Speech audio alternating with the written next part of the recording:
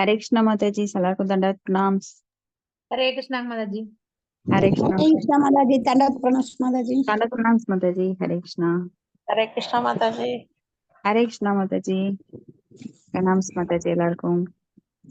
नारायणं नमस्कृत्यं नरं चैव नरोत्तमं देवीं सरस्वतीं व्यासं ततो जयमुदीरयेत्। नष्टप्रायेषु अपत्रेषु नित्यं भागवत सेवया भगवती उत्तमश्लोके भक्तिर्भवति नैष्टिकी।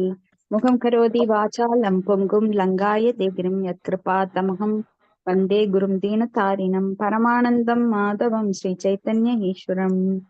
ओम नमो भगवते वासुदेवाय। ओम नमो भगवते वासुदेवाय। ओम नमो भगवते वासुदेवाय। हरे कृष्णा प्रणाम माता जी। प्रणाम माता जी। हरि बोल। माता जी। प्रणाम माता जी। ஓகே இன்னைக்கு பாகவதம் இரண்டாவது காண்டம் அத்தியாயம் 1 பதம் 12. நீங்க எவ்வளவு படிச்சீங்க மாதாஜி நேத்து? 12 வரையும் படிச்சிருக்காங்க மாதாஜி. 12 வரை படிச்சீங்களா? இல்ல 19 வரைக்கும் படிச்சிருக்கோம். Okay Mataji, okay. அதுல ஏதாவது டவுட் இருக்குங்களா உங்களுக்கு? மாதாஜி ஒரு தடவை நீங்க இல்ல மாதாஜி ஒரு தடவை நீங்க அப்படியே சொல்லிக்கிட்டே வந்துருங்க மாதாஜி. போதும் மாதாஜி, படிச்சிட்டோம். நீங்க ஒரு தடவை சொல்லிட்டு சொல்லுங்க. ஓகேங்க மாதாஜி. பதம் 12.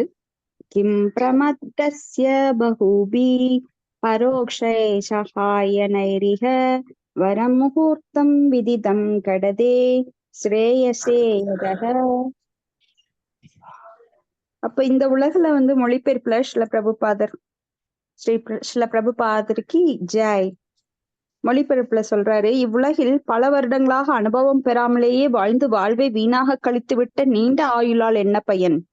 மரங்கள் கூட இருக்கு, 100 வருடம் 200 வருடம் 500 வருடங்கள் மரங்கள் அப்படின்னு எல்லாம் சொல்றாங்க. ஆனா அதனால என்ன பயன்? ஒரு நொடி நேரமாவது முழு உணர்வுடன் வாழ்வது சிறந்தது. ஏனெனில் ஒருவன் தன்னுடைய மிக உயர்ந்த நன்மையை தேடி அலைவதற்கு துவக்கத்தை அது வழங்குகின்றது. ஒரு சிறந்த செயல் துவங்கப்படுமானால் அதுக்கப்புறம் நம்மளுடைய லட்சியம் மேல மேல போயிடும். ஏன்னா அறியாமையில நாம இருக்கோம்.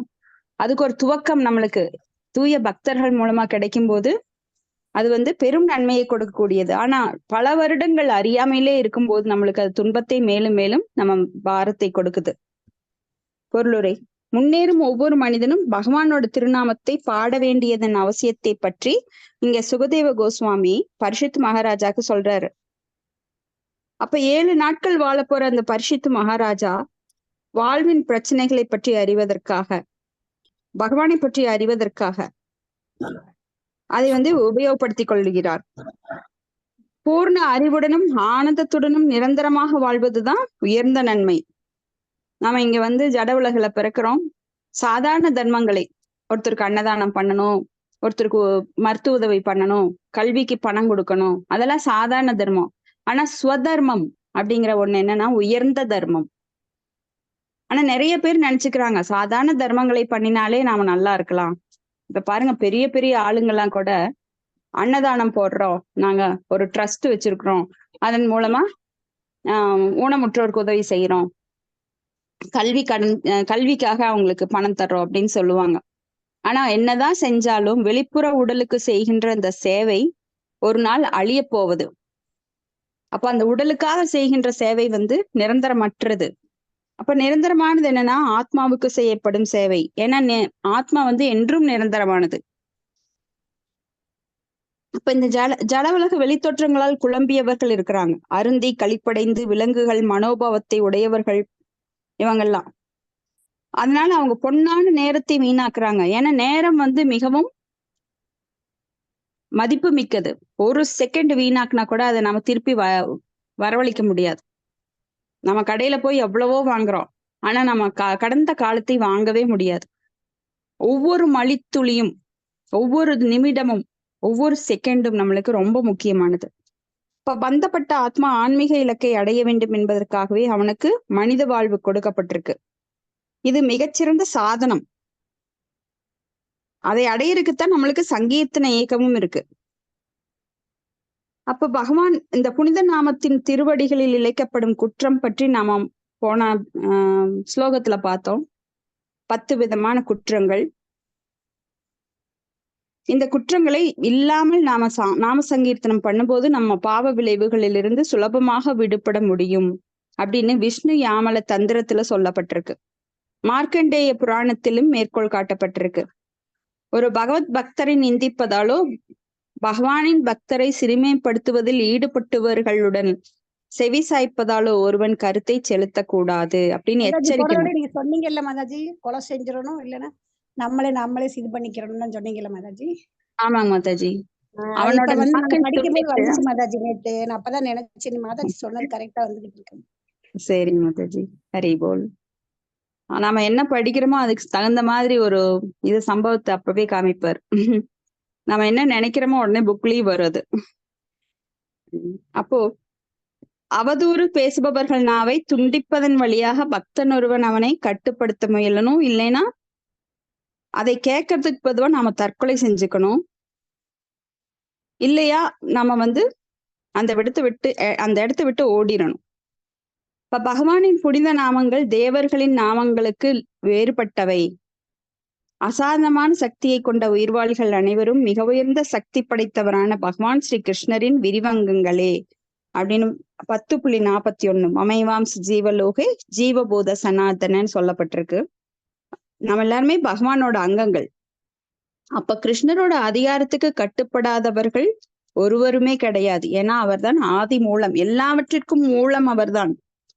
அந்த மூலத்திலிருந்துதான் எல்லா விளைவுகளும் வந்திருக்கு. இந்த ஜட உலகம், பௌதீக உலகம், பௌதீகத்தில் இருக்கிற ஆன்மீகவாதிகள், ஷரா அஷரா அப்படின்னு சொல்லப்போற தவறிழைக்கக்கூடியவர்களான நாமளும் பகவானோட அங்கங்கள் தான். இப்ப பகவான் இல்லாம எந்த ஒரு காரியம் கிடையாது. ஒரு சிறு துரும்பு எடுத்தாலும் அது பகவானாலதான் இங்க வந்திருக்கு நம்மளுக்கு. அப்ப பகவானுடைய நாமம் மிக மிக உயர்ந்தது, எல்லா சக்திகளையும் கொண்டது. அந்த புனித நாமத்தை வேற ஏதோ கூடயும் நாம சமப்படுத்த கூடாது. பிரம்மா, விஷ்ணு போன்ற உயர்ந்த தேவர்களாக இருந்தாலும் கூட அவங்களுக்கு ஈடா அந்த நாமத்தை சொல்லக்கூடாது. ஏன்னா புனித நாமம் ஒருவனை பாவ விளைவுகளிலிருந்து விடுவிக்கும் மிகவும் சக்தி வாய்ந்த ஒன்று. அதனால பகவானின் புனித நாமத்தின் உன்னதமான சக்தியை கெட்ட காரியத்துல உபயோகப்படுத்துவன் மிகவும் இழிவான மனிதன். அந்த மனிதன் பகவானாலோ மற்ற பிரதிநிதிகளாலோ மன்னிக்கப்படவே மாட்டார். ஏன்னா நாமம் மிக மிக புனிதமானது, நம்மை தூய்மைப்படுத்தக்கூடியது. நாமத்தோட பலன்களை சொல்லவே முடியாது, அச்சிந்திய. ஏன்னா பகவானும் நாமமும் ஒன்று. அப்ப பகவானோட நாமத்தை வேறு எதுக்கும் இணையாக நாம் சொல்லக்கூடாது. பிரம்மாவோட நாமத்துக்கோ சிவனோட நாமத்துக்கோ இணையாக சொல்லக்கூடாது. பகவானோட நாமத்தை தெரிஞ்சிருந்தும் குற்றத்துடன் ஜெபிக்க கூடாது. பகவானோட நாமத்தை கற்பனை என நினைக்க கூடாது. பகவானோட நாமத்தின் பேரில் பாவகாரியம் பண்ணக்கூடாது. இப்ப பகவானோட நாமத்தை நம்ம நாத்திகர்களுக்கெல்லாம் சொல்லக்கூடாது. அதில் நம்பிக்கை இல்லாதவங்களுக்கெல்லாம் ரொம்ப போய் நாமத்தை சொல்லி கொடுக்க கூடாது. அடுத்த பதம் 13. பத்வாங்கோ நாம ராஜசீர் ஞாத்வேயதாம் மிகாயுக முகூர்த்தாத் சர்வம் உத்ஸ்ருஜ்ய கதவானபயம் ஹரிம். அப்போ கத்வாங்கா மகாராஜா ஒரே ஒரு நொடிதான் இருக்கு. அப்ப அவர் என்ன பண்றாருன்னா தேவலோகத்திலிருந்து தேவர்களை எல்லாம் புறக்கணிச்சுட்டு எனக்கு ஆயுட்காலம் என்னன்னு தேவர்கள்ட்ட கேக்குறாங்க. ஏன்னா தேவர்கள் கட்வாங்கா மகாராஜாக்கு வரம் கொடுக்க தயாரா இருக்கிறாங்க. ஆனா அவர் கேக்குறாரு, ரொம்ப புத்திசாலித்தனமா அவர் கேக்குறாரு, என்னோட ஆயுட்காலம் என்ன அப்படின்னு. அப்போ தேவலோகத்தில் இருக்கிற தேவர்கள் சொல்றாங்க, உங்களது ஆயுட்காலம் ஒரு நொடிதான் அப்படின்னு. அப்போ தேவலோகத்தில் ஆயுட்காலம் ஒரு நொடிங்கிறப்போ கீழே வர்றப்போ அது கீழே வந்த உடனே அவர் பூமிக்கு வந்த உடனே அவர் என்ன செய்யறாருன்னா உடனே பகவான்கிட்ட தஞ்சம் அடைகிறார். இது போலத்தான் பொறுப்புள்ள மனிதன் மனித வாழ்வின் மிக முக்கிய கடமையில் எப்பொழுதும் திளைத்திருக்க வேண்டும். ஜட வாழ்வின் உடனடி தேவைகளை பெறுவதற்கான நடவடிக்கையை மட்டும் அனைத்தும் ஆகிவிடாது. என எப்பொழுதுமே உண்பது, உறங்குவது, உடல் உறவு கொள்ளுவது, மற்றும் தற்காத்து கொள்ளுதல் இது மட்டும் கிடையாது. இது மலத்தை தின்னும் பன்றிகளும் நாய்களும் கூட செய்கின்றது. இப்ப மனிதன் என்பவன் அதிலிருந்து வேறுபட்டவன். அப்ப அது மட்டுமே மனிதன் செய்யற கடமை கிடையாது. மனிதனுக்கு ஒரு உயர்ந்த தர்மம் என்ன? சவை பும்சாம் பரோ தர்மோ. உயர்ந்த தர்மம். பரோ அப்படின்னா உயர்ந்த தர்மம். பரோ தர்மம் சவை பும்சாம் பரோ தர்மோ யதோ பக்திரா யதோ பக்திரஜோக்ஷஜே அஹைதுகி அப்பிரதிகதா ஆத்மா சுப்ரசீததி. ஏன்னா அது ஒன்றுதான் ஆத்மாவை திருப்திப்படுத்தக்கூடியது. ஏ ஆத்மா சுப்ரசீததி. ஏன்னா நம்ம ஆத்மாவை கவனிக்காம வெறும் உடல், வெளிப்புற உடலையே கவனிச்சுட்டு இருக்கிறவன் என்னைக்குமே பிறப்பு இறப்பு முதுமை நோயிலிருந்து விடுபட முடியவே முடியாது. புனரபி ஜனனம் புனரபி மரணம் புனரபி ஜடனி சயனம் அப்படின்னு ஆதிசங்கர சொல்லாச்சுவாரு. இது சம்சாரே பகுதுஸ்தாரே கிருபியா பாரே பாரிமுகாரே அப்படின்னு சொல்லி அவன் மீண்டும் மீண்டும் அந்த சுழற்சியில சிக்கிக்கிறான். அப்ப பிறவாமை என்கின்ற வரத்தை நோக்கி நாம் எல்லாரும் நம்ம கவனத்தை செலுத்தணும். கத்வாங்கா மகாராஜா இங்க ராஜரிஷி. அவர் என்னதான் அரசாங்க கடமையில ஈடுபட்டிருந்தாலும் வாழ்வின் முக்கிய கடமையை அவர் மறக்கவே கிடையாது.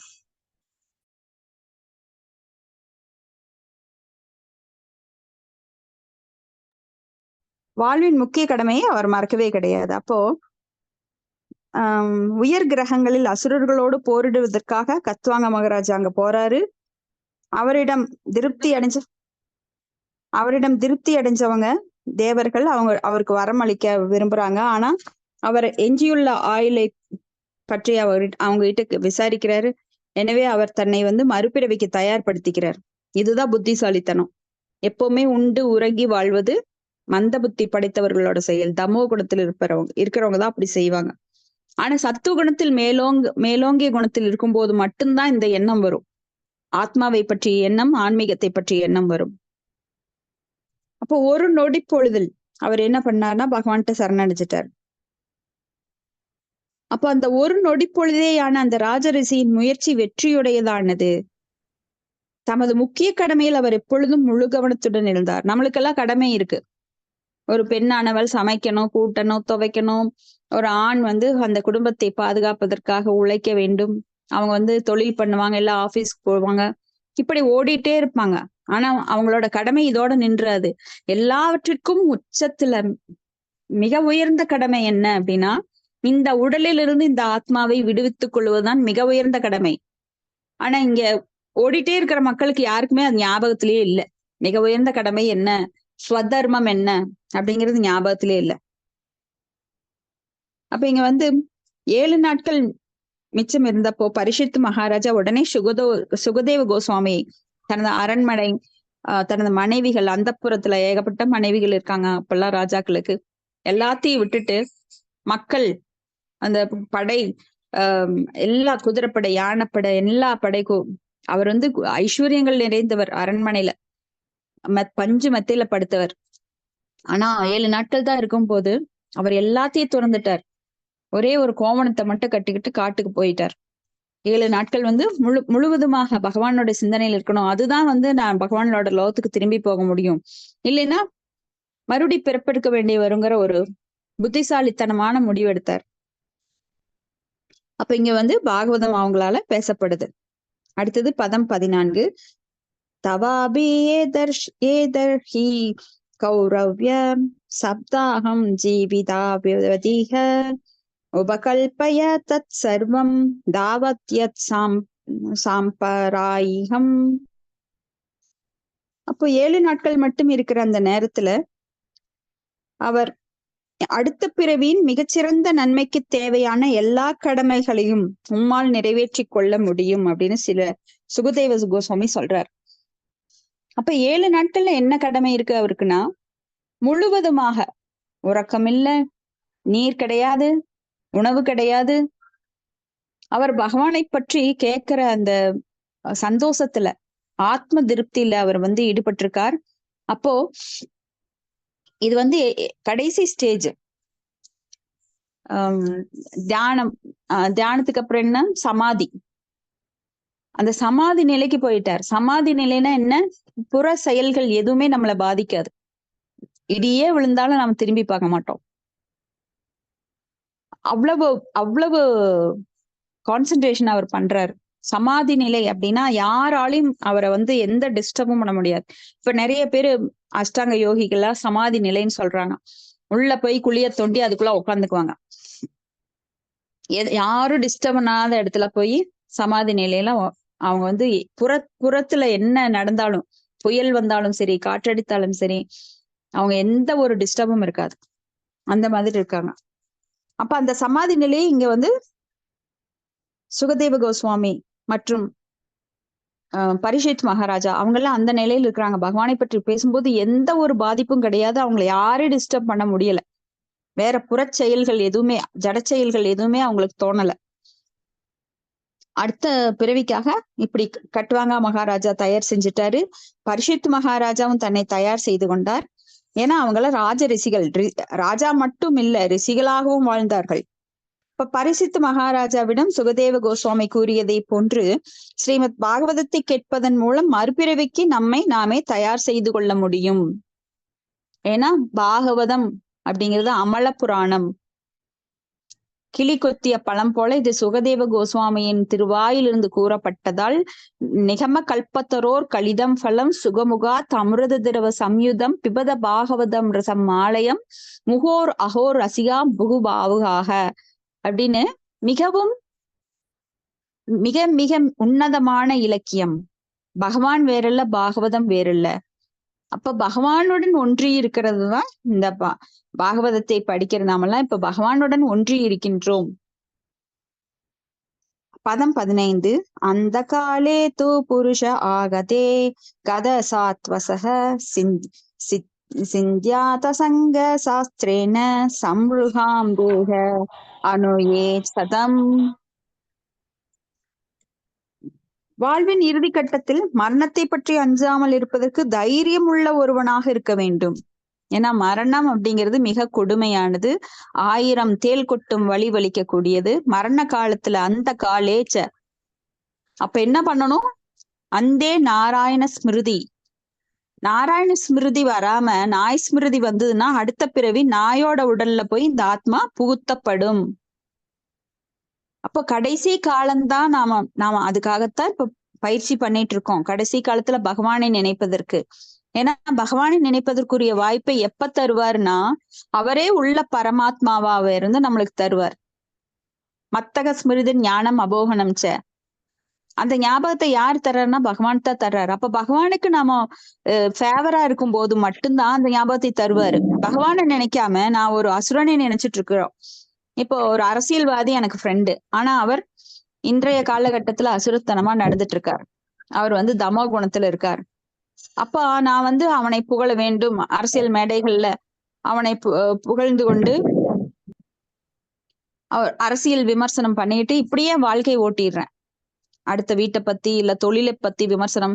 இப்ப எல்லாருக்குமே அவங்கவுங்க சப்ஜெக்ட் தான் ரொம்ப உயர்ந்தது. நாம போய் இந்த சப்ஜெக்ட் சொன்னா அவனுக்கு வந்து இது எல்லாம் பொழுதுபோகாத கேஸு, உட்காந்து பழைய புராணத்தை படிச்சுட்டு இருக்குன்னு அவன் சொல்லுவான். ஆனா நம்மளுக்கு என்ன ஸ்டேஜ் அப்படின்னா மிக உயர்ந்த ஸ்டேஜ். ஆனா என்னதான் அடுத்தவங்களுக்கு புரிய வச்சாலும் அவங்க குணத்திற்கு தகுந்த மாதிரி நாய் புத்தி உள்ளவன் நாய் புத்தியோட தான் இருப்பான். கழுத புத்தி உள்ளவன் கழுத மாதிரி கத்திட்டு இருப்பான், உழைப்பான். அவனுக்கு போய் இதை சொன்னானா புரியுமா? புரியாது. அவங்க என்ன சொல்லுவாங்க? சோம்பேறிகள் மாதிரி உக்காந்து இதை படிச்சுட்டு இருக்கீங்களே, எங்களை பாருங்க, நாங்க எவ்வளவு ஸ்மார்ட்டா வேலை செஞ்சுட்டு இருக்கோம், ஓடி ஓடி உழைச்சிட்டு இருக்கோம், நாங்க யாருக்கு எந்த ஒரு கெடுதலும் செய்யல, நாங்க ரொம்ப நல்லவங்க வல்லவங்கன்னு பேசுவாங்க. இது ஒரு பேச்சு திறமை கிடையாது, இது உணர்வு. வெளிப்புறமாக அவங்க பேசலாம், ஆனா அவங்க உணர்வுகள்லாம் ரொம்ப அசுத்தப்பட்டு இருக்கின்றது. அதனால அவங்களால புரிஞ்சுக்கவே முடியாது. மரண நேரத்துல நீ பண்ற பிசினஸோ இல்ல நீ கட்டி காக்குற மக்களோ உன்னோட மகனோ மகளோ வந்து நானும் வர்றப்பா உங்களோட, அப்பா நீ ரொம்ப கஷ்டப்பட்ட, அதனால இந்த பணமெல்லாம் எங்களுக்கு ரொம்ப போதுமான அளவு இருக்கு, அதனால நீ அனுபவி அப்படின்னு சொல்லி யாரும் சொல்ல மாட்டாங்க. எவ்வளவு பணம் கொடுத்தாலும் மகன் எல்லாம் இன்னும் வேணும் இன்னும் வேணும் இன்னும் வேணும். ஏன்னா அவங்களாம் சுறாமீன்களுக்கு நீங்க எத்தனை போட்டாலும் அது பத்தாது. மனைவி என்பவள் நீர்ச்சுழல். மனைவிக்கு எவ்வளவு கொடுத்தாலும் திருப்தி அடைய மாட்டா. அது போன்ற உறவினர்கள் என்பவள் நரிக்கூட்டங்கள். அவங்களும் புடுங்கிட்டே தான் இருப்பாங்க. நீங்க கொடுக்கிற வரைக்கும் புடுங்குவாங்க. கொடுக்கலின்னா கூட அவங்கள ஏதாவது விமர்சனம் பண்ணிட்டே இருப்பாங்க. காலம் ஃபுல்லா இப்படியே ஓடிரும். அப்போ என்ன பண்ண வேண்டும் அப்படின்னா, நாம அந்த காலே அப்படின்னு இறுதி நேரத்திற்கு நம்மை தயார் செய்து கொள்ள வேண்டும். இந்த கூத்தாடிகள் கூட்டத்துல இருந்துட்டு அதையே நினைச்சிட்டு இருக்க கூடாது. ஏமா என் குடும்பத்துக்கு நான் உழைக்கணும் உழைக்கணும் அப்படின்னு. அப்போ எல்லா மிருகங்களுக்கும் பாத்தீங்கன்னா பாசம் இருக்கு குடும்பத்து மேல. ஒரு நாய் கூட்டத்துல கூட அம்மா அப்பா குழந்தைன்னு பாசம் இருக்கு. ஆனா அதையும் மீறி மனித உடல் பெற்றவர்கள் இந்த ஆத்ம ஞானத்தை பெற வேண்டும்.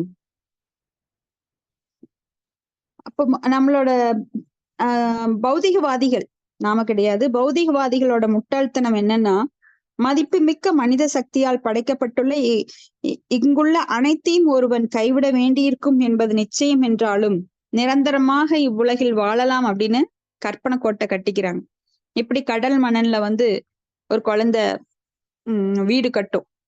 வீடு கட்டணும்னா அந்த அலைகள் மறுபடியும் அதை அடிச்சுட்டு போயிடும் இல்லையா? வரவெல்லாம் அதை தட்டி விட்டு போவான். அது போலத்தான் நாம இங்க கற்பனை கோட்டை கட்டிட்டு இருக்கிறோம். நான் அடுத்த வருடம் பெரிய தொழிலதிபர் ஆயிடுவேன், அடுத்த வருடம் இவ்வளவு சம்பாரிச்சிருவேன் அப்படின்னு.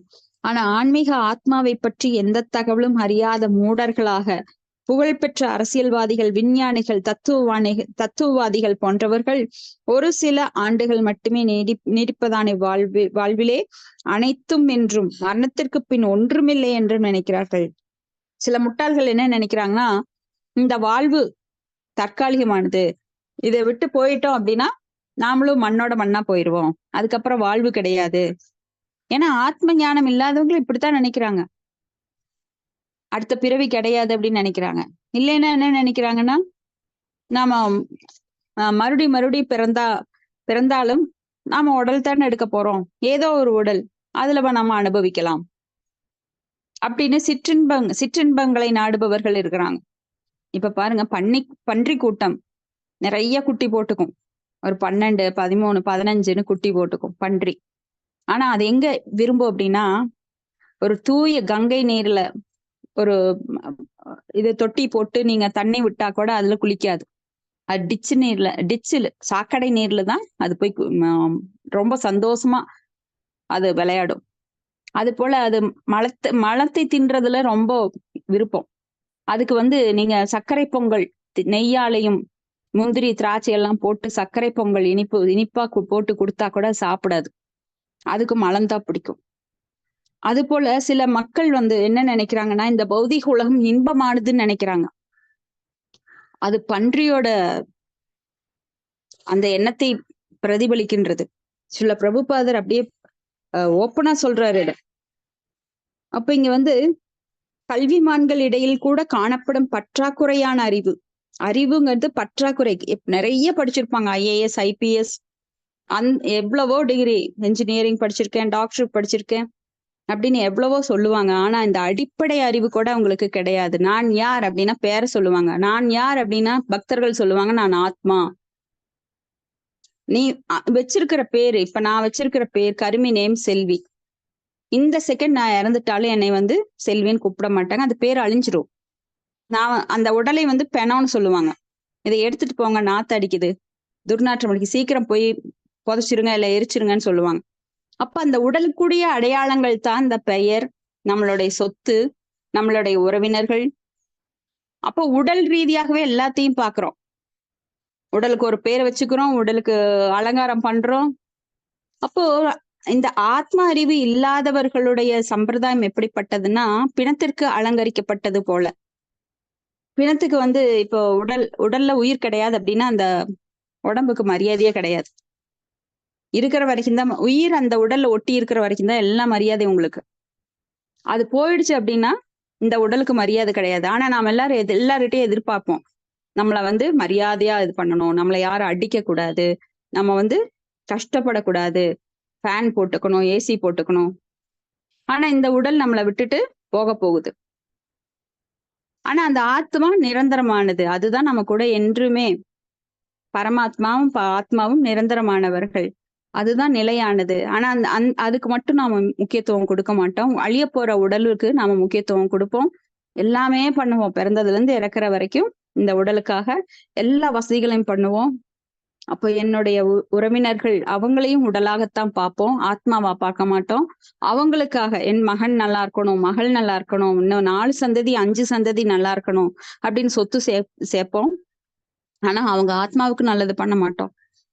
அதுதான் நாம பாகவத்துல படிக்கிற குரு நஷாத் ஸ்வஜனோ நஷாத் பிதா நஷாத் பிதா நஷாத் ஜனனி நஷாத் அப்படின்னு தெய்வம் ந தத்யான்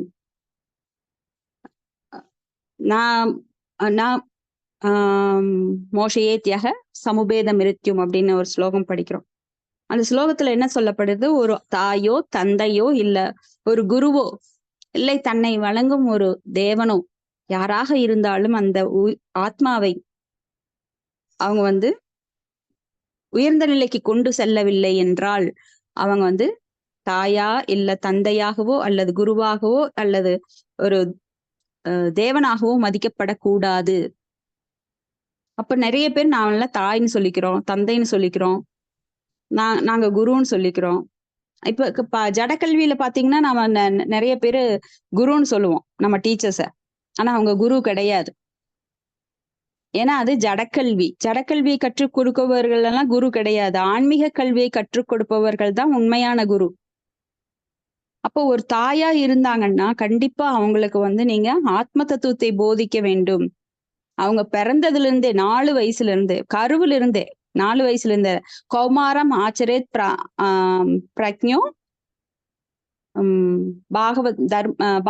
தர்மான் பாகவதா நிக அப்படின்னு ஒரு ஸ்லோகம் இருக்கு. அதாவது கௌமாரம் அப்படின்னா இளம் வயதிலேயே, இளம் வயதை விட்டு நாம அதுக்கு முன்னாடியே போனோம் அப்படின்னா பாத்தீங்கன்னா பிரகலாத் மகாராஜா கருவிலேயே அவங்க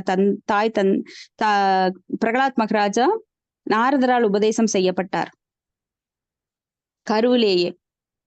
இந்த மாதிரி கருவிலேயே பரிசுத்த மகாராஜாவுக்கு பகவான் காட்சி தந்தார். அப்ப கருவில இருந்தே ஒரு குழந்தைக்கு நீங்க ஹரே கிருஷ்ண மந்திரம் சொல்லும் போது அதான் கர்ப்பதான சமஸ்காரம் சொல்லப்படுது. அந்த சடங்கின் மூலமாக கருவிலிருந்தே பகவானோட நாமத்தை அந்த குழந்தைக்கு சொல்லித்தரோம். அந்த குழந்தைக்கு உணர்வு இருக்கின்றது. எப்போ கருவிலேயே உணர்வு இருக்குது. அப்ப கருவில இருந்தே சொல்லி தரும் போதுதான் நீங்க என்ன நடவடிக்கை அந்த கருவில் இருக்கும்போது, குழந்தை கருவில் இருக்கும்போது நீங்க எப்படி நீங்க ஆக்ட் பண்றீங்களோ, எப்படி நீங்க உங்கள் செயல்களை செய்கிறீர்களோ அதெல்லாம் அந்த குழந்தைக்கு அப்படியே மனசுல பதிவாகும். அப்ப பின்னாடி என் பையன் தப்பு பண்றான், என் பையன் ரொம்ப மோசமா நடந்துக்கிறான், அவன் குடிக்கிறான், சீட்டாடுறான், வேற கெட்ட பழக்கங்கள் இருக்கு அப்படின்னா அதுக்கு காரணம் நாம தான்.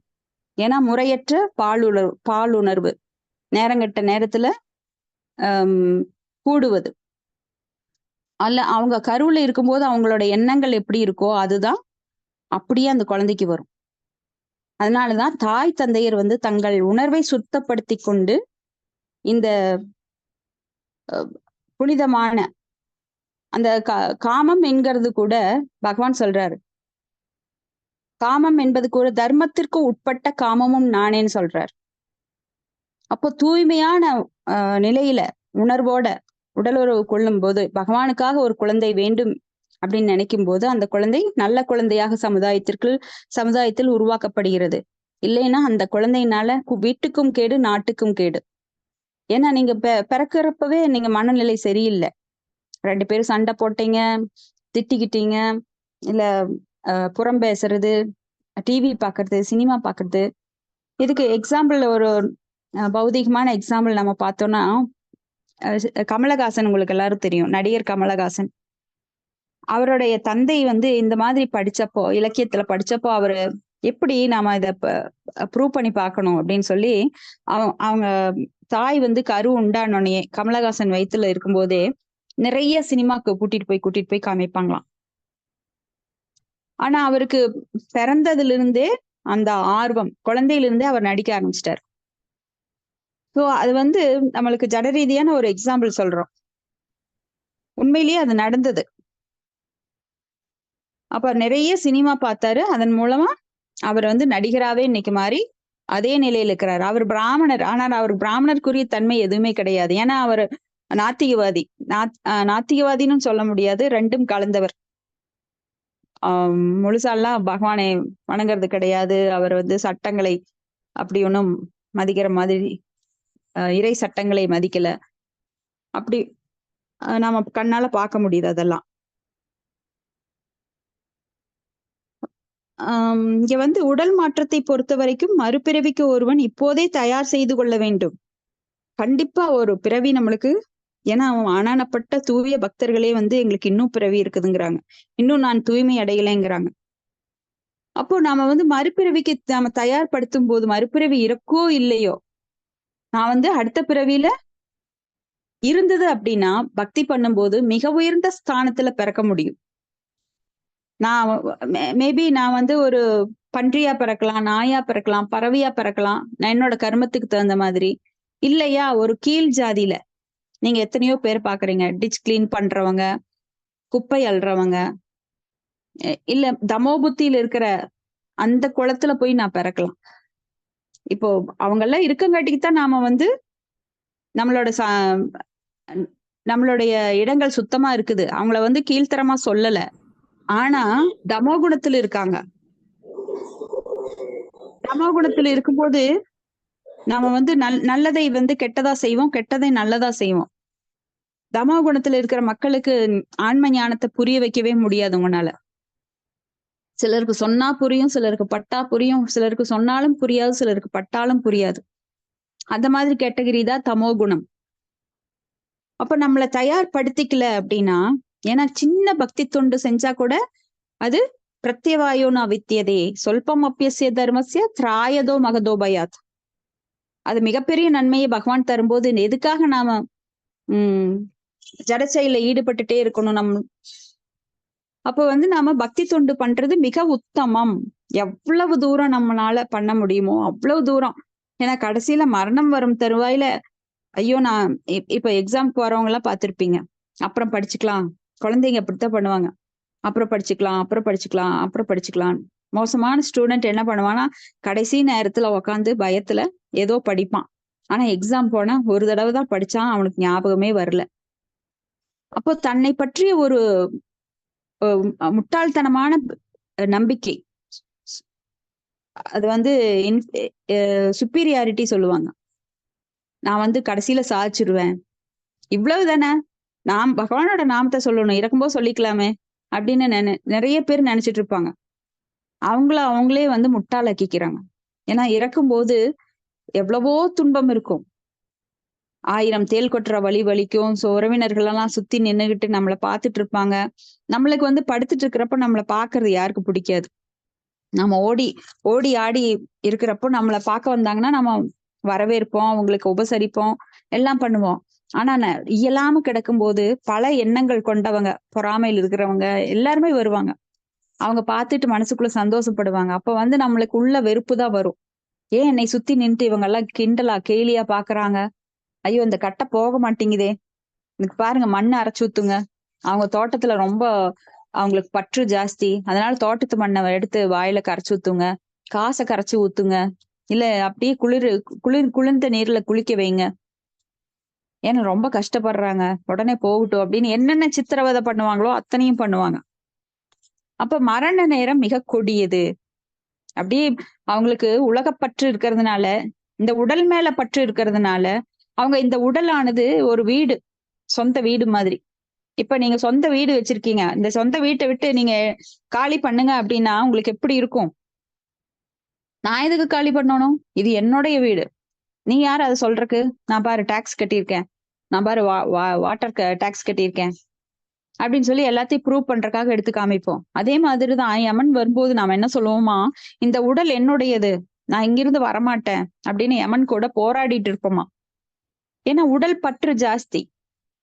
ஆனா பகவான் என்ன சொல்றாரு பகவத்கீதையில, கௌமாரம் யவனம் ஜரா யதாதேகாந்திர பிராப்தி தீரஸ்திர முக்கியதி அப்படின்னு சொல்றார். அப்ப இளமை, குழந்தை பருவம், முதுமை இதெல்லாம் வந்து போகும் இந்த உடல்ல. அப்ப இந்த உடல் மாற்றத்தை கண்டு ஒரு தீரன் அஞ்சுவது கிடையாது. ஆனா தீரன் அல்லாதவன் என்ன பண்றான், இந்த உடல் மாற்றத்தை நினைச்சு ரொம்ப கஷ்டப்படுறான். இறப்பு வருது அப்படின்னு சொன்னேன். இறப்பு வருது அப்படின்னு நாமெல்லாம் தெரிஞ்சோம்னா நாமெல்லாம் நிம்மதியா யாருமே இருக்க மாட்டோம்.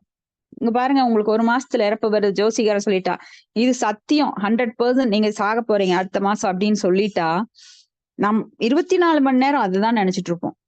ஆனா நம்மளுக்கு கண்டிப்பா வரப்போகுது. ஆனா இப்ப யாராவது நினைக்கிறோமா? ஏன்னா நம்மளுக்கு தெரியல, இறப்பு எப்ப வரும்னு தெரியல. ஆனா கண்டிப்பா அது வரப்போகுது. தலைநீக்கடியில பாம்பை வச்சுட்டு படுத்துட்டு இருக்கிறவன் அதை மறந்துடுறோம். ஆனா அந்த பாம்பு என்னைக்கு வேணாலும் நம்மளை கொத்தும். ஆனா அதுக்கு தயாரா இருக்கிறோமா கேட்டா கிடையாது. மரணத்திற்காக நம்மை இப்பொழுதிருந்தே தயார்படுத்தி கொள்ள வேண்டும். கௌமாரம் ஆச்சரேத் அப்படின்னா 4 வயதிலிருந்தே பிரம்மச்சரிய விரதத்தை அந்த காலத்துல வேத பாடசாலையில கொண்டு போய் சேர்த்திருவாங்க குழந்தைகளை. அங்க வேதங்களை எல்லாம் கற்று எப்படி வாழ வேண்டும் என கற்று அந்த முறைப்படி வாழ்ந்து அடுத்தது கிருஹஸ்தா, அப்புறம் வானப்பிரஸ்த வாழ்க்கைக்கு போவாங்க. என்னதான் கல்யாணம் பண்ணி குடும்பம் நடத்தினாலும் கூட போதும், எனக்கு இந்த வாழ்க்கை, மனைவியும் வேண்டாம், மக்களும் வேண்டாம், நான் வனத்தை நோக்கி போகிறேன் அப்படின்னு அவர் வனத்தை நோக்கி போயிடுவாரு. அதுக்கப்புறம் தன்னுடைய கடைசி இறுதி முடிவை அவரே நல்ல முறையில அப்படி தேர்ந்தெடுப்பாங்க. இன்னைக்கு யாரு 50 வயசானா ரிட்டையர் ஆகுறாங்க, 60 வயசானா ரிட்டையர் ஆகுறாங்க. அந்த ரிட்டையர்மெண்ட்டுக்கு அப்புறம் கூட தன்னோட தோள் மேல பாரத்தை தூக்கி போட்டுக்கிறாங்க. வேற ஏதாவது போய் ஆபீஸ்ல ஒர்க் பண்ண ஆரம்பிச்சிடுறாங்க. தன்னுடைய அனுபவத்தை வச்சு மறுபடியும் நான் உழைக்கின்றேன் அப்படின்னு. ஏன்னா ரிட்டையர்மெண்ட் வாழ்க்கைக்கு அப்புறம் தான் நம்ம வாழ்க்கை ரொம்ப முக்கியம்னு அப்ப கூட அவங்க நினைக்கிறது இல்லை. அதனாலதான் திருதராஷ்டிரனுக்கு அவர் உணர்த்தினர், விதுரர் உணர்த்தினர், நீங்க உட்காந்து தின்னுட்டே இருக்காத, அரண்மனை விட்டு கிளம்பு காட்டுக்கு, இனியாவது உன்னோட ஆத்மாவை பத்தி நினை. வெக்கம் இல்லாம யாரை கொல்ல நினைத்தாயோ அவர்களது வீட்லயே உட்காந்து நல்லா சுகமா சாப்பிட்டுட்டு இருந்தா பத்தாது, உன்னோட மகன்கள் எல்லாம் இறந்துட்டாங்க, உன்னோட ஆத்மாவை காப்பாத்துற வேலையை பாரு அப்படின்னு சொல்லி துரத்தி விட்டார். நல்ல அறிவுரை சொன்னார். ஏன்னா யமன் விதுரர் வடிவுல அங்க வந்திருக்கார். யமன் யாருன்னா தர்மன், யம தர்மன், தர்மத்தின் தூணாக இருப்பவர். யாருக்கும் அவர் பாகுபாடு காட்ட மாட்டார். இந்த நேரத்துல அவர் எடுக்கணுமா எடுத்துருவார். அப்ப தண்டனைகள் யாருக்கு என்ன கொடுக்கணுங்கிறத கரெக்டா கொடுப்பாரு. நாம போய் அங்க லஞ்சம் எல்லாம் கொடுக்க முடியாது. இந்தாப்பா வரும். இங்கெல்லாம் நாம கோர்ட்டுக்கு போனாங்கன்னா நீங்க நிறைய பார்க்கலாம். நீதிபதிக்கு லஞ்சம் கொடுக்கறது, வக்கீலுக்கு லஞ்சம் கொடுக்கறது, மற்ற பொய் சாட்சி சொல்லுவது, அதெல்லாம் அங்க ஒண்ணும் வேலைக்கு ஆகாது. அப்ப என்ன பண்ணணும் அப்படின்னா, நமக்கு மீறிய சட்டம் ஒன்று இருக்கிறது, இயற்கையோட சட்டம். அது என்றுமே மாற்றப்பட முடியாது, மிக வலிமையானது. அப்ப மாயை நம்மளை தண்டனை கொடுக்கறவங்க. அந்த மாயையால நாம துன்புறுத்தப்பட்டு கொண்டே இருக்கிறோம். அப்ப பகவானை விட்டு நாம விலகி மாயோட புடியில் இருக்கும்போது நம்ம கண்டிப்பா துன்புற்றே ஆக வேண்டும். வலுக்கட்டாயமாக ஒரு உடல்ல மீண்டும் மீண்டும் திணிக்கப்படுகிறோம். நான் இந்த உடல் தான் வேணும், எனக்கு இந்த கலர்ல இவ்வளவு அழகா ஸ்ரீதேவி மாதிரி இருக்கணும், அதெல்லாம் என்னதான் நினைச்சாலும் நம்மளுக்கு நடக்காது. நாம செஞ்ச பாவ புண்ணியத்துக்கு தகுந்த மாதிரி ஒரு ஒரு உறுப்பும் அங்க ஒரு தேவர்களால் வடிவமைக்கப்படுகிறது. நிறைய டிசைனர்ஸ் இருக்காங்க அங்க. அவங்கதான் நம்மளோட உடம்ப டிசைன் பண்ணி தர்றாங்க. அதுல என்ன நோய் இருக்கணும்னு அப்பவே உள்ள போட்டு வச்சிடறாங்க. இந்த வயசுல இந்த நோய் வரணும், இந்த இந்த இந்த கண்ணு உங்களுக்கு இப்ப கெட்டு போகணும், இந்த நரம்பு இப்ப இழுத்துக்கணும் அப்படின்னு எல்லாமே நம்மளுக்கு முதல்லயே பிளான் பண்ணி வச்சுட்டாங்க, நம்ம கர்மாக்கு தகுந்த மாதிரி. அப்போ ஒவ்வொரு உடல்ல ஒவ்வொரு ஆத்மா இருக்கு. நாயோட உடல்ல ஒரு ஆத்மா இருக்கு, பன்றியோட உடல் இருக்கு, கழுதையோட உடல் இருக்கு. அப்போ எந்த உடல் எடுக்க வேண்டுமோ அந்த உடல்ல கட்டாயமாக அவர்கள் திணிக்கப்படுகிறார்கள். நாம நினைச்சு இந்த இடத்துல பிறக்கணும்னு பிறக்கல. நம்ம சுற்றம் சூழல், எவ்வளவு தங்கச்சி வேணும், அக்கா வேணும், இல்ல அண்ணன் வேணும், பெற்றோர் இப்படி நல்லவங்களா இருக்கணும், நம்மள நல்ல பாதை காட்டணும் அப்படிங்கிறது எல்லாமே நுணுக்கமாக கோடானு கோடி விஷயங்கள் இருக்கு. நம்ம ஒன்ன ரெண்ட பேச முடியும், எல்லாமே நம்ம பேச முடியாது. இந்த நேரத்துல என்ன கிடைக்கணும்? பாலைவனத்துல பிறக்கணுமா, இல்ல ஒரு கங்கையோட நதிக்கரையில பிறக்கணுமா, ஒரு இயற்கை வளம் சூழ்ந்த ஒரு செல்வந்த குடும்பத்துல பிறக்கணுமா, இல்ல நாம ஆப்கானிஸ்தான் போர்க்களத்துல பிறக்கணுமா அப்படிங்கிறது எல்லாமே நம்மளுக்கு தேவர்களாலே, நம்மளது கர்மங்களாலே நிர்ணயிக்கப்படுது. அப்ப அந்த கடைசி நேரத்திற்கு நம்மளுக்கு அந்த மரண நேரத்துல நாம பகவானை நினைக்கும் போதுதான் இதெல்லாம் மாற்றப்படும். இல்லைன்னா அந்த சிக்கல்ல தான் நாம வாழ வேண்டி வரும். அப்ப இங்க வர்ணாசிரம தர்மம் அப்படிங்கிறது ரொம்ப முக்கியமானது. சனாதன தர்மம் அப்படின்னு சொல்லப்படுது. அந்த சமூகமானது இந்த பிரிவுகளால் பிரிக்கப்பட்டிருக்கு. அப்ப வானப்பிரஸ்தம் மற்றும் சந்நியாச ஆசிரமத்தில் உள்ள பயிற்சி அடுத்த பிறவிக்கு தன்னை தயார் செய்து கொள்ளப்படுவதற்கே. அப்ப அந்த 2 வானப்பிரஸ்தம் சந்நியாசம்ங்கிறது ரொம்ப ரொம்ப முக்கியம். ஏன்னா அது கடைசி மரண நேரத்தை நோக்கி நம்ம பாதி வாழ்வு தள்ளியாச்சு.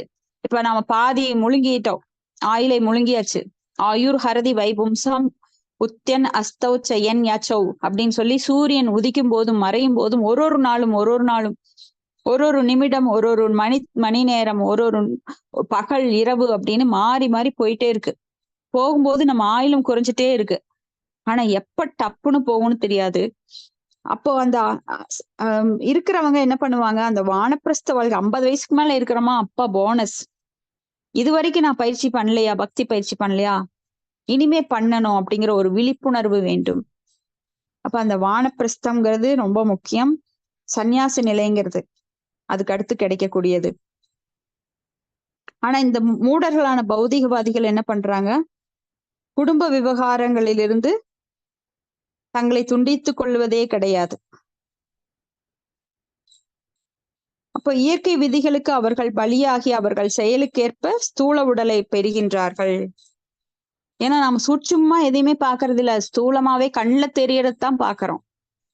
சூட்சுமமான நிறைய விஷயங்கள் இருக்கு. கண்ணுக்கு தெரியும் விஷயங்களை பார்த்து என்ன பலன்? ஏன்னா கண்ணே நம்மளுக்கு ஜடக்கண். ஜடக்கண்ங்கிறது எப்படிப்பட்டது? பொய்யை உண்மையா காமிக்கும், உண்மையை பொய்யா காமிக்கும். நம்ம 15வது அத்தியாயத்தில் புருஷோத்தம அத்தியாயத்துல பார்த்திருக்கோம். அதுல என்ன சொல்லப்படுது? ஜட இயற்கை என்பது தலைகீழானது. ஆன்மீக இயற்கைக்கு அந்த நிழல் அஸ்வத்த மரத்தோட நிழல் தான் இந்த பௌதிகம். அப்போ அங்க என்ன பாக்குறோமோ அது இங்க கிடையாது, இங்க இருக்கிறது அங்க கிடையாது. ஆன்மீகத்துல இங்க எதுவுமே கிடையாது. பௌதிகம் அப்படின்னாலே அந்த பேரு அங்க ஆன்மீகம் இல்லைன்னு அர்த்தம். ஒரே ஒரு நன்மை என்ன அப்படின்னா, பகவானுடைய நாமம், பகவானை பற்றிய விஷயங்கள் ஒன்றுதான் இங்க ஆன்மீகமானது.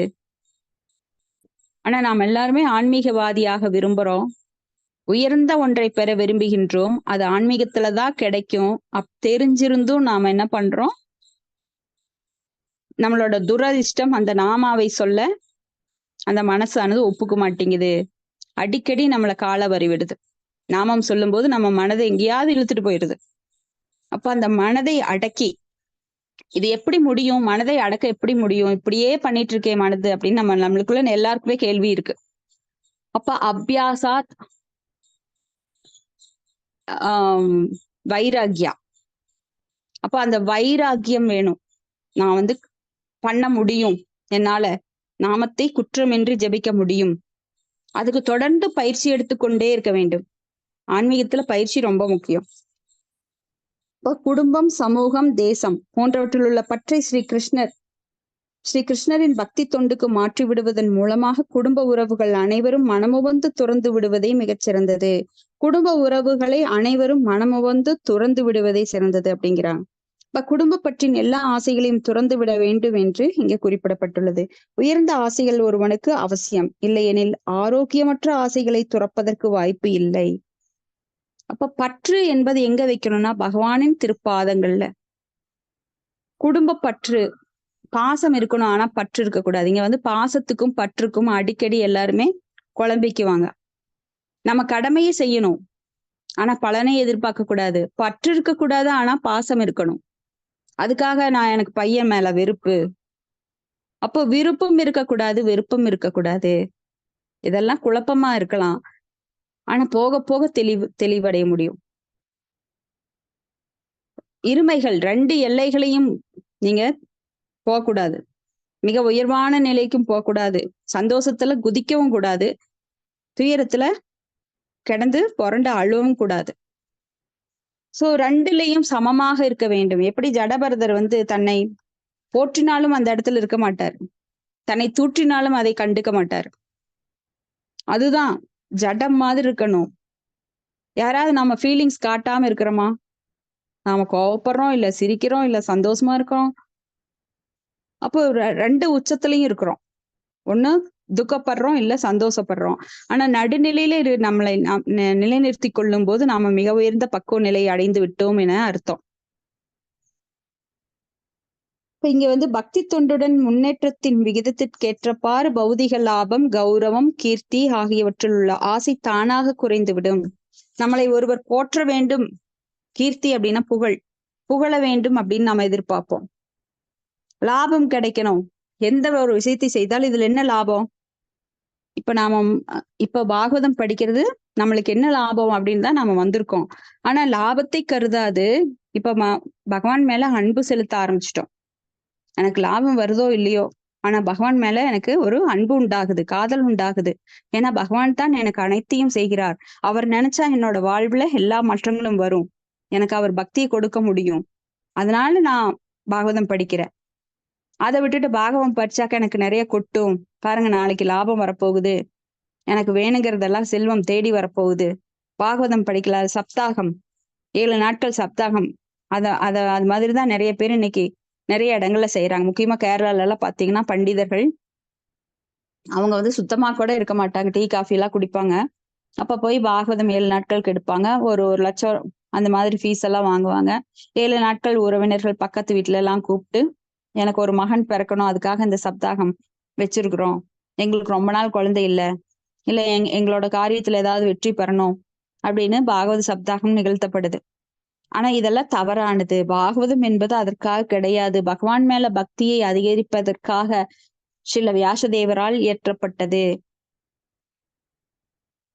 அப்போ இங்க வந்து ஒரு உயிர்வாளியை கொண்டு செய்வதற்கென உள்ளவை என்பதால் அவனுடைய ஆசை தொண்டு செய்வதற்கென்று உள்ளவை. உயிர்வாளினா தொண்டு செய்யணும், யாரா ஒருத்தருக்கு தொண்டு செய்யறோம். ஒரு மனைவி கணவனுக்கு தொண்டு செய்யறான், கணவன் மகனுக்கு தொண்டு செய்யறாரு, ஸ்கூல்ல கொண்டு போய் விடுறாரு, கூட்டிட்டு வர்றாரு, கல்வி கற்பதற்கான ஃபீஸ் எல்லாம் கட்டுறாரு, இல்ல கவர்மெண்ட்டுக்கு கவர்மெண்ட் ஆபீசரா இருந்தா கவர்மெண்ட்டுக்கு தொண்டு செய்யறாரு.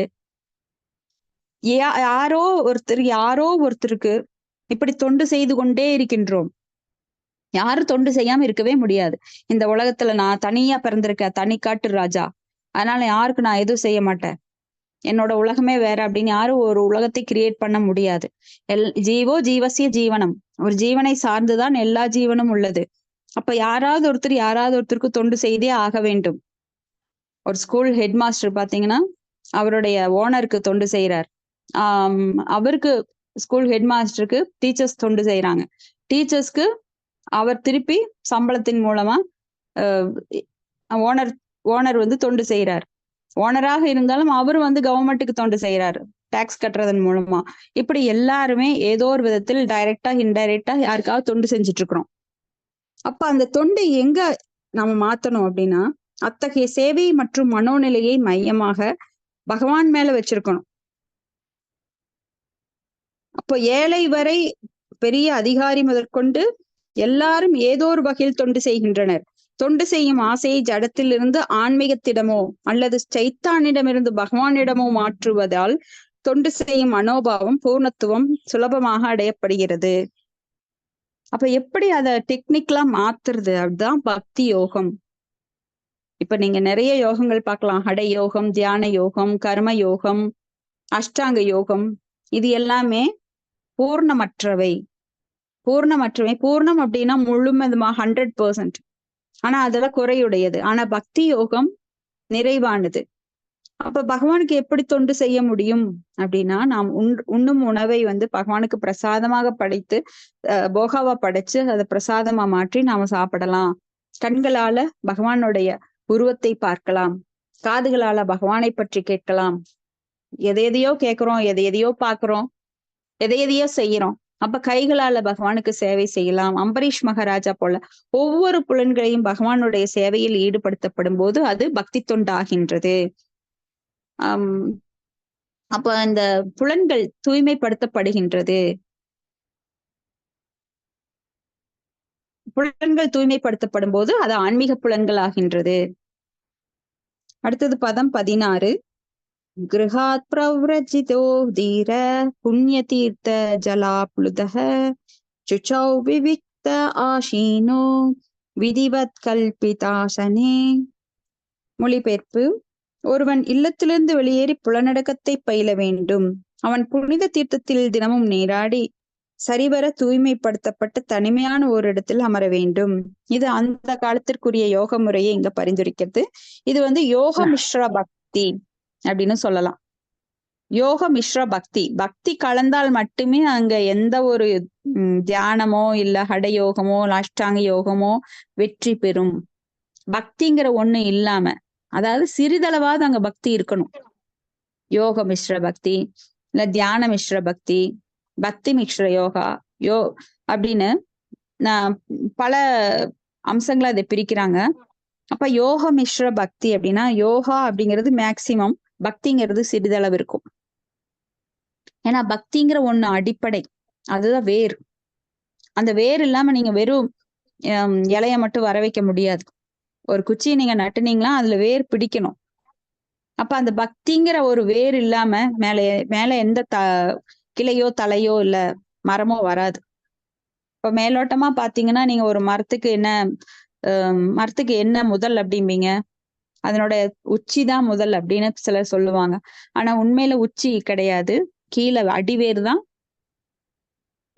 முதன்மையாக வருவது. வேர் பிடிச்சாதான் அப்புறம் மரம் கிளை வரும், அப்புறம் அதுல இருந்து தலை கனி காய் எல்லாம் வரும். அப்போ முக்கியமானது பக்தி தொண்டு. அப்ப பக்தி தொண்டுங்கிற யோகா லேடர்ல பாத்தீங்கன்னா பல யோகாக்கள் இருக்கு. அது எல்லாம் பக்தி தொண்டை தாண்டி தான் பகவானோட லோகத்துக்கு போக முடியும். அப்ப பக்தி தொண்டுங்கிற கடைசி படியை மிதிச்சாதான் பகவானோட லோகத்துக்கு போக முடியும். இப்ப சிறப்புடைய மறுவாழ்வுக்கு தன்னை தயார் செய்து கொள்வதற்காக ஹரே கிருஷ்ணா மாதாஜி படிக்கட்டுங்களா? நான் அப்படியே சொல்லிடுறேங்க மாதாஜி, நான் அப்படியே சொல்லிடுறேன். இந்த ஒண்ணு மட்டும் அப்படியே சொல்லிடுறேன். அப்போ ஒருவன் தன்னை மறு வீட்டுக்கு தயார் செல்வதற்காக பெயரளவான தன் வீட்டிலிருந்து ஒருவன் வெளியேற வேண்டும். ஏன் அந்த காலத்துல அப்படி சொல்லி வச்சாங்க அப்படின்னா, நாம இப்போ ஒரு பக்கத்துல சென்னைக்கு போறோம், என்ன பண்ணுவோம், சூட்கேஸ் எடுத்து துணிமணி, பேஸ்ட், ப்ரஷ், இல்ல பாஸ்போர்ட்டு, சென்னையில இருந்து வெளிநாடு போறோம் அப்படின்னா பாஸ்போர்ட் எடுத்து வைப்போம். இல்ல என்னென்ன பொருள் வேணுமோ நம்மளுக்கு வேண்டிய சௌகரியமான சிம் கார்டு எடுக்கிறது, சார்ஜர் எடுக்கிறது, போன் எடுத்துக்கிறது, இப்படி எல்லாம் பார்த்து ஒரு வாரத்துக்கு லிஸ்ட் எழுதி வச்சு அந்த சூட்கேஸ்ல பேக் பண்ணி கொண்டு போவோம். ஆனா நாம இந்த உடலை விட்டு வேறொரு பௌதீக உடலை விடுத்து ஆன்மீக உடலை எடுக்க போகின்றோம். ஆன்மீக உலகுக்கு போக போறோம். மரணம் நம்மை வழி அனுப்பி வைக்க போகுது. மரண தூதன் வரப்போறான், எல்லாருக்குமே தெரியும். நாம யாருமே நிலையா இருக்க போறது இல்ல. நாம என்னைக்கு இருந்தாலும் பேக்கப் பண்ணணும். ஆனா நாம என்ன நினைக்கிறோம், நான் இங்கேயே இருக்க போறேன்னு தான் நினைக்கிறோமோ தவிர அந்த உண்மையை ஏத்துக்கிறதே கிடையாது. அந்த எச்சரிக்கை வந்து நம்மளுக்கு ஜட ரீதியா அந்த எச்சரிக்கை ஒரு அரசாங்கத்தாலோ இல்ல யாருனாலும் இப்ப சொல்லி கொடுக்கறது இல்ல கிடையாது. அந்த காலத்துல அரசாங்கம் என்பது எப்படி இருந்ததுன்னா ராஜாக்கள் மூலமாக இந்த பகுத்தறிவு சொல்லி கொடுக்கப்பட்டு நம்மளை பக்குவமடைய வச்சாங்க. நம்மளுக்கு வந்து வேத நூல்களை எல்லாம் கொடுத்தாங்க, வேதத்துல இருக்கிறதெல்லாம் சொல்லி கொடுத்தாங்க. ஆன்மீகவாதிகள் நிறைய பேர் இருந்தாங்க. ஆனா இன்னைக்கு எல்லாமே மறந்துட்டாங்க. அப்ப எப்படியோ வாழ்றோம், எப்படியோ இறந்து போறோம் அப்படிங்கிறத இப்ப நடந்துட்டு இருக்கு. ஆனா தன்னை மறுவீட்டுக்கு தயார் செய்து கொள்ள வேண்டும். வீடு பேரு, அறம் பொருள் இன்பம், வீடு பேரு தான் கடைசி. தர்ம அர்த்த காம மோக்ஷ, அந்த மோட்சத்திற்கு தன்னை தயார்படுத்தி கொள்ள இங்க யாரும் தயாராவே இல்லை. ரொம்ப வருந்தத்தக்க விஷயம் இது. ரொம்ப கீழே அடித்தளமான புத்தி கொண்டிருக்கிறோம். ஏன்னா அது இல்லை அப்படின்னா நம்மளுக்கு புத்தியே கிடையாது. புத்திங்கிறது ஆன்மீக புத்தி, பௌதிகமான புத்தியே கிடையாது. சாக்கடை. அரசியல் எப்படி என்ன சொல்றாங்க, அரசியல் சாக்கடை, அதுல காலை வைக்காதேங்கிறாங்க. அந்த அளவுக்கு பௌதிக கல்வியும் அது ஒரு அவித்யானா உண்மையான அறிவை அது போதிக்கிறது இல்ல. அப்போ இந்த மரணத்திற்கு தயார்படுத்தி கொண்ட சின்ன ஒரு டூர் போறதுனாலே அவ்வளவு பொருள் எடுத்து வைக்கிற நாமும் பகவானோட லோகத்துக்கு போறோம் மரணத்துக்கு பின்னாடி. அதுக்கு நம்மளை தயார்படுத்தி கொண்டோமா? நாம என்ன தயார்படுத்திருக்கோம்? இது வரைக்கும் நான் என்ன பக்தி புண்ணியத்தை சேர்த்திட்டேன். புண்ணியம் தான் சாதாரண ஜட புண்ணியங்கள் வேற, இது பக்தி புண்ணியம். பக்தி புண்ணியம் சேர்த்துக்கிட்டா மட்டும்தான் என்னால மறுபிறப்பு இங்க எடுக்காம ஆன்மீக லோகத்தில் நிரந்தரமான வாழ்வை பெற முடியும். அப்ப ஆன்மீக லோகத்துக்கு போறதுக்கு நான் என்ன செஞ்சிருக்கேன் அப்படின்னு நாம நினைக்கணும். அப்ப வர்ணாசிரம தர்ம முறையானது ஒருவன் 50 வயதை அடைந்தால் உடனே குடும்ப சுமையை விட்டு விலக வேண்டும். என்ன நம்மளுக்கு எப்பவுமே தீராது. நம்மளுக்கு பாத்தீங்கன்னா கடமைகள் இருந்துட்டே இருக்கும். ஒருத்தவங்க சொல்லுவாங்க, நானும் ஓய்வு எடுக்கலான்னு பாக்குறேங்க, எங்கேங்க முடியல, இன்னும் பையனுக்கு பண்ணணும், பேரனுக்கு பண்ணணும், இன்னும் சொத்து சேர்த்தணும், இன்னும் எனக்கு தீரவே மாட்டேங்குதுங்க அப்படிம்பாங்க. ஏன்னா சுமைகள் இருந்துட்டே இருக்கும். நீங்க அதை நீங்களா விட்டு விலகாத வரைக்கும் சுமைகள் இருந்துட்டே இருக்கும். அப்ப பௌதிகத்துல அந்த சுமைகளை நோக்கி போகாம நாம அதையெல்லாம் விடுத்துட்டு அதுல இருந்து விலக பார்க்கணும். இல்லற சுகம் மிக கவர்ச்சியான சூழல் ஆகியவற்றை நவீன நாகரிகம் அடிப்படையாக கொண்டது. அப்போ இந்த நவீன சூழல் அப்படின்னு சொல்லப்படுறது எப்படின்னா, ஒரு மனைவி அப்படிங்கிறவ வந்து பற்றை அறுக்க முடியாது. குடும்ப பற்றை அறுக்காம அந்த குழந்தைகள் வந்து அந்த மழலை பேச்சால கவருவாங்க. அப்ப இது எல்லாமே நம்மளுக்கு கவர்ச்சி. அந்த கவர்ச்சியிலிருந்து விடுபடணும் அப்படின்னா வேண்டாம் அப்படின்னு டோட்டலா விட்டுட்டு ஒதுங்கணும். அப்போ ஓய்வு பெற்ற பின் அழகான பெண்களாலும் குழந்தைகளாலும் அலங்கரிக்கப்பட்டதும் சர்வ வசதிகள் கொண்டதுமான ஒரு வீட்டில் வசதியுடன் வாழ ஒவ்வொருவரும் எதிர்பார்க்கின்றனர். அரசாங்க மேலதிகாரிகளும் மந்திரிகளும் இறக்கும் வரை தங்களது பதவிகளில் ஒட்டி கொள்ள விரும்புகின்றனர். இல்லற போகங்களிலிருந்து அவர்கள் வெளியேற விரும்பாததுடன் அதை பற்றி நினைக்கவும் அவர்கள் தயாராக இல்லை. அதிகாரிகள் அப்படித்தான், அந்த இடத்த விட்டு நகர்றதே கிடையாது. நாட்டை நானே ஆளணும் அப்படின்னு நினைக்கிறாங்க. அடுத்தவங்களுக்கு இளம் வாலிபர்களுக்கு அவங்க இடம் கொடுக்கறது கிடையாது. அப்போ உலகதாய மனிதர்கள் இத்தகைய பிரமைகளால் பிணைக்கப்பட்டு இன்னும் அதிகமான சுகபோகங்கள் கொண்ட வாழ்க்கைக்கு திட்டம் தீட்டிட்டே இருக்கிறாங்க. திடீர்னு அவங்க மரணம் வந்து அந்த யமதூதன் வந்து அவங்கள மரணம் அப்படிங்கிற பேர்ல புடிச்சிட்டு போயிடுறாரு.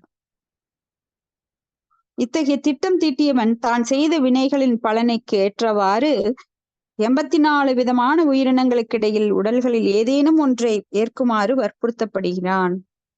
சோ இங்க நம்ம கர்மாக்கு தகுந்த மாதிரி மறுபடியும் அந்த பரிமாண வளர்ச்சியிலிருந்து பின்னோக்கியும் போகலாம். மனித உடல் கிடைச்சது இந்த ஜென்மத்துல, அதனால எனக்கு அடுத்த ஜென்மம் மனித உடல் தான் கற்பனை பண்ணக்கூடாது. ஏன்னா கர்மத்துக்கு ஏற்றவாறு அவன் வந்து நாயோட உடல்லையோ, பூனையோட உடல்லையோ, எலியோட உடல்லையோ அவன் புகுத்தப்படலாம். இது வந்து நாம அழகா ஒரு ஸ்டோரியில பார்த்திருக்கோம். ஒரு குருவானவர் ஒரு சீடனை வந்து ஆன்மீக லோகத்துக்கு அழைச்சிட்டு போக, அவருக்கு பவர் இருக்குது. ஏன்னா அவர் பெரும் ஒரு யோகி. அவர் சொல்றாரு, நான் உன்னை ஆன்மீக லோகத்துக்கு அழைச்சிட்டு போறேன் வா அப்படின்னு. ஆனா அவன் வரமாட்டேன்றான். ஏன்னா இப்பதான் நான் கல்யாணம் பண்ணேன், புது மனைவி, அவளை விட்டுட்டு நான் உடனே உடம்ப விடுத்துட்டு மரணம் அடைஞ்சிட்டு வர முடியாது, என் மனைவியை காக்க வேண்டிய பொறுப்பு எனக்கு இருக்குன்னா. சரி கொஞ்ச நாள் கழிச்சு வர்றேன், அப்ப நீ தயாராயிக்கோன்ட்டு போறாரு. அப்புறம் ஒரு குழந்தை பிறக்குது. அப்புறம் சொல்றான், எனக்கு இந்த குழந்தை இப்பதான் பிறந்திருக்கு, அவனை கொஞ்சம் வளர்த்தி ஆளாக்கி அப்புறம் நான் வர்றேன். அப்புறம் நான் கொஞ்ச நாள் கழிச்சு வர்றேன், நீ தயாராயிக்கோன்னு போறாரு. அப்ப அந்த குழந்தை வளர்ந்து அவனுக்கு திருமணம் செய்து வைக்கிறாங்க. அதனால இப்பதான் திருமணம் செஞ்சு வச்சிருக்கேன், பாவம் அவனுக்கு ஒண்ணும் தெரியாது அப்படின்னு சொல்றான். அப்புறம் சொல்றாரு அவர், சரி இன்னும் கொஞ்ச நாள் கழிச்சு வர்றேன்னு பொறுமையா போறாரு. அதுக்கப்புறம் வர்றப்போ பேரன் பிறந்திருக்கு. இந்த பேரனை வந்து ஸ்கூலுக்கு கூட்டிட்டு போய் அவனை நான் தான் பாத்துட்டு இருக்கேன். அவங்க எல்லாம் அவங்கவுங்க வேலையை பாக்குறாங்க. இந்த பேரனை கொஞ்சம் நான் பார்க்க வேண்டியிருக்கு, அதனால கொஞ்ச நாள் கழிச்சு வர்றேன் சரின்னு மறுபடியும் போயிடுறாரு. அடுத்த தடவை வர்றாரு, அவன் வந்து இறந்து போயிருக்கான். இறந்து போயிட்டு அங்க நாய் ஒண்ணு கத்துது, பௌ பௌன்னு. அந்த நாய் கேக்குது, குருவே நீங்க மறுபடியும் வந்திருக்கீங்க, இப்ப ஏன் வந்தீங்க அப்படின்னா, உன்னை கூப்பிடுத்தான் வந்தேன், ஆனா நீ நாயோட உடல் இருக்கியே அப்படின்னு. ஏன்னா அவன் நாய் மாதிரி தன் குடும்பத்தையே காவல் காத்துட்டு இருந்தான். தன் குடும்பத்தில் இருக்கிறவங்க மேல கவனம் மட்டும்தான் இருந்தது தவிர தன் ஆத்மாவை பற்றியோ பக்தி பண்ணணுங்கிறது எந்த எண்ணமே இல்லாதனால இப்ப நாயா மாறி அந்த குடும்பத்தை மறுபடியும் காக்க வந்துட்டான்.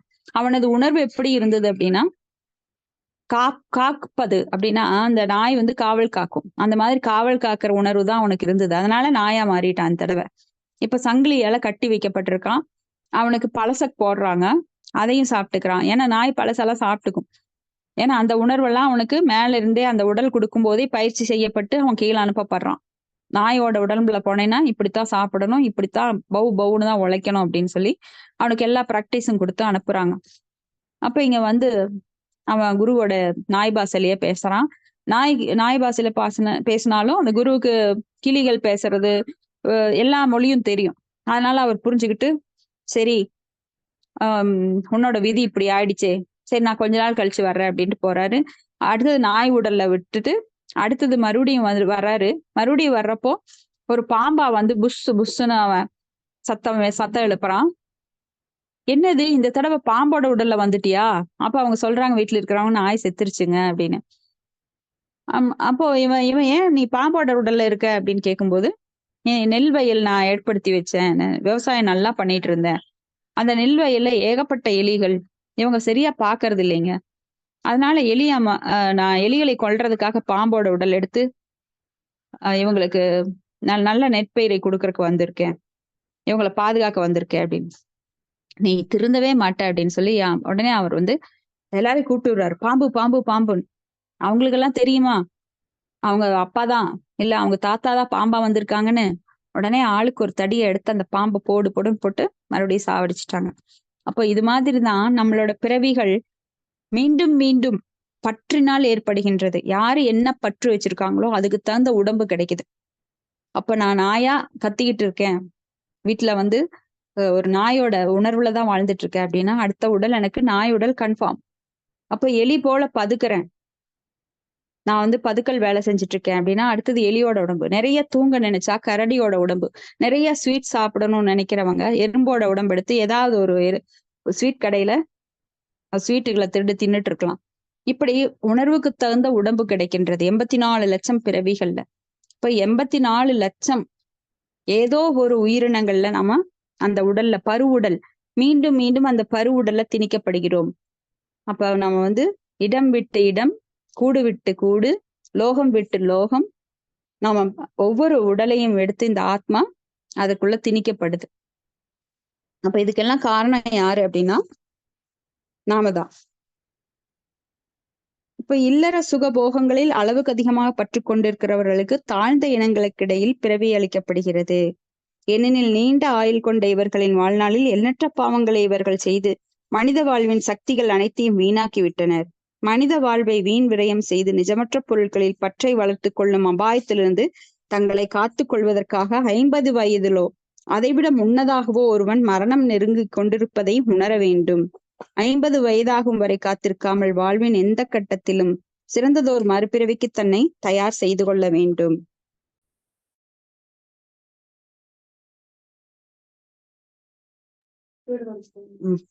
உத்தியோகத்திலிருந்து ஓய்வு பெற்றவர்கள் சிறப்பாக மறுவாழ்வுக்கு தன்னை தயார்படுத்திக் கொள்வதற்காகத்தான் உலகெங்கிலும் புண்ணிய தீர்த்தங்கள் பல உள்ளன. 50 வயதுக்கு பின் வாழ்வின் விலங்கு என்று கருதப்படும் குடும்ப வாழ்விலிருந்து விடுபட்டு அவ்வாழ்வில் ஆன்மீக சீர்திருத்தத்தை மேற்கொள்ள வேண்டும் என்பதற்காக புத்திசாலிகள் தங்கள் இறுதி கட்டத்தில் அத்தகைய இடங்களுக்கு செல்ல வேண்டும். ஏன்னா இப்படி செல்லும் போதாவது நம்மளுக்கு அந்த உணர்வு வரும்.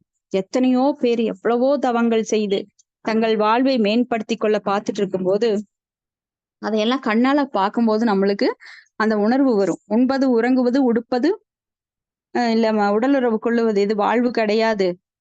அவங்கெல்லாம் தவத்துல ஈடுபட்டிருக்காங்க. ஏன்னா நம்மளோட வாழ்வையை மாற்றி அமைக்கணும். தவத்திலும் துறவிலும் துறவு நெறிகளிலும் நம்மை ஈடுபடுத்தி கொள்ள வேண்டும். அதுதான் உண்மையான வாழ்வு. அப்போ உலகதாய வாழ்வில் ஒருவன் பற்று கொண்டுள்ளவரை ஆன்மீக விடுதலையை அவனால் புரிந்து கொள்ள முடியாது. ஆயினும் வீட்டை விட்டு வெளியேறுவதாலோ அல்ல சட்ட விரோதமாகவோ மற்ற வீட்டை ஏற்படுத்தி கொள்வதாலோ ஒருவன் திருப்தி அடையக்கூடாது. பலர் இல்லறத்தை துறந்து அவர்களுடைய புனித ஸ்தலத்துக்கு செல்கின்றனர். அந்த காலத்துலலாம் காசி, ராமேஸ்வரம் வயதானவங்க எல்லாம் போவாங்க. போனா திரும்பி வரமாட்டாங்க.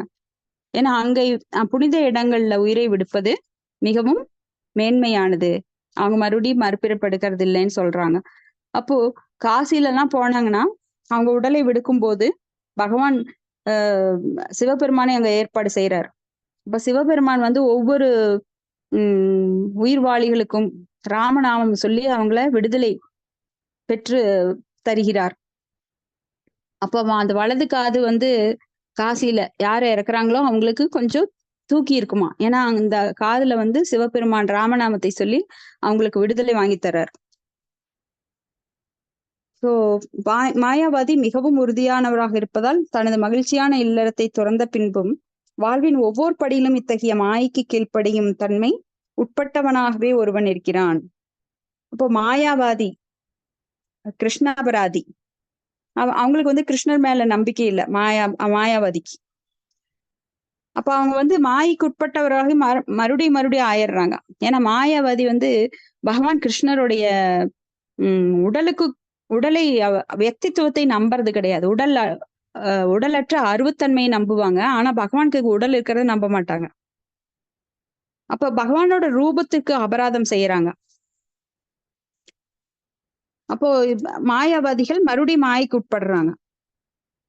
சோ உடலுறவு வாழ்வில் சிறிதும் விருப்பம் இல்லாமல் பிரம்மச்சரிய விரதத்தின் மூலம் ஒருவன் புலனடக்கத்தை பயில வேண்டும் என்பது முக்கியமானது. தனது வாழ்வை வளப்படுத்திக் கொள்ளும் ஆவலில் உள்ள ஒருவனுக்கு உடலுறவு தற்கொலைக்கு சமமானது அல்லது அதைவிட மோசமானது. குறிப்பாக உடலுறவு வாழ்விலிருந்து பிரிந்து வாழ்வதை இங்க வந்து துறவரம் குறிக்குது. ஒருவன் வைக்கோல் அல்லது மான்தோல் மற்றும் கம்பளம் ஆகியவற்றாலான ஆசாரத்தை தகுந்தபடி போட்டு அது மேல பகவானோட நாமத்தை சொல்லி உட்காந்து ஜெபிக்கணும். அப்ப மனதை பௌதிக ஈடுபாட்டிலிருந்து பலவந்தமாக பிரித்து அதை பகவான் ஸ்ரீ கிருஷ்ணரின் மலப்பாதங்களில் நிலைநிற்க செய்வதுதான் இம்முறையின் நோக்கம். ஆன்மீக வெற்றியில் மிக உயரிய படிக்கு ஒருவனை உயர்த்துவதற்கு உரியதோர் முறை இதுதான். இது வந்து அந்த காலத்து அஷ்டாங்க யோகத்தை பற்றி சொல்லப்பட்டிருக்கு. ஆனா இந்த காலத்துல அந்த கஷ்டமெல்லாம் பட வேண்டியதில்லை. பகவானோட திருநாமத்தை சொல்லுவதன் மூலமாகவே நாம் இந்த உயர்ந்த நிலையை அடைய முடியும். அஷ்டாங்க யோகத்துல தியான அப்படிங்கிறது 7வது நிலைக்கு வருது. ஆனா நாம பக்தி யோகத்துல முதல் நிலையே தியானம்தான். எப்படின்னா நம்ம புலன்களை எல்லாம் கட்டுப்படுத்தி பகவானை என்றென்றும் ஜபிச்சிட்டு இருக்கும்போது நாம தியான நிலைக்கு நேரடியா போயிடுறோம். யம நியம ஆச்சன பிராணயாம பிரத்யங்காரா அது எல்லாம் அதுக்குள்ளேயே அடங்கிருது. சோ பக்தி யோகங்கிறது மிக எளிமையானது. அதுவும் இந்த காலத்திற்குரியது. மற்ற யோகங்கள் நடைமுறைக்கு சாத்தியப்பட்டது கிடையாது. அப்ப பக்தி யோகத்தின் மூலமாக நாம மிக விரைவில் நம்ம பகவானை அடையலாம். ஹரே கிருஷ்ணா. இதோட முடிச்சுக்கலாம். நாளைக்கு 17வது இருந்து பார்க்கலாம். உங்களுக்கு யாருக்காவது ஏதாவது கருத்துக்கள் இருந்தா பரிமாறிக்கொள்ளலாம்.